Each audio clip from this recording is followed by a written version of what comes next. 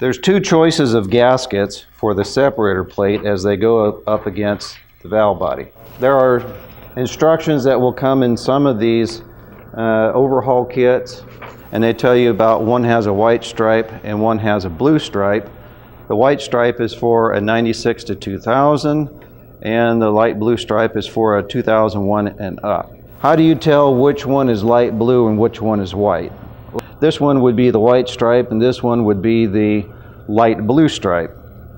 But a more convincing way of knowing if you have the right gasket or if you don't is take the gasket, line it up on the separator plate.